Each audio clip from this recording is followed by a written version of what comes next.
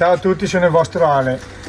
Questa è una gronda esterna di una facciata. Purtroppo è successo che l'umidità che c'è in questa zona ha fatto sì che ha creato la muffa che si è impregnata. Come potete vedere non è che neanche carteggiando ormai è impregnata dentro, non viene via, però si dà una carteggiata comunque.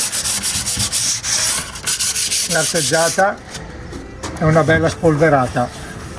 Dopo aver carteggiato e spolverato procediamo col primo step, che è un bianco aggrappante specifico che vedrete sul link, andate a vederlo. Procediamo.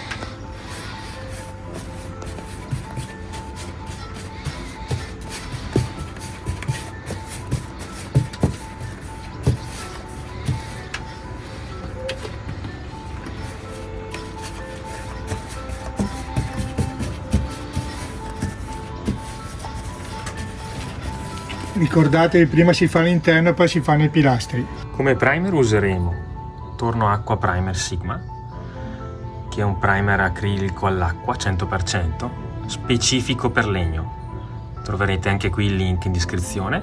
Come finitura Torno Acqua satinato, satin, sempre tutto al 100% all'acqua. Pennelli useremo una mazzetta 3x7 e un pennello da calorifero grandezza 50.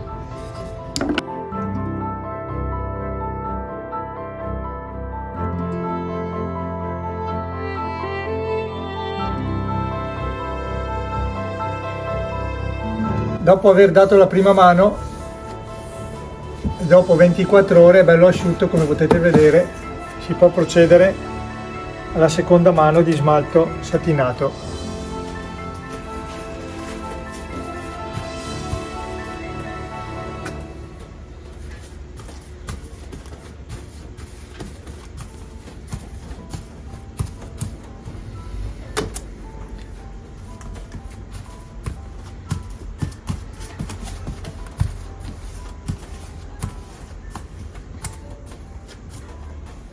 In questo modo esce perfetto. Ciao a tutti.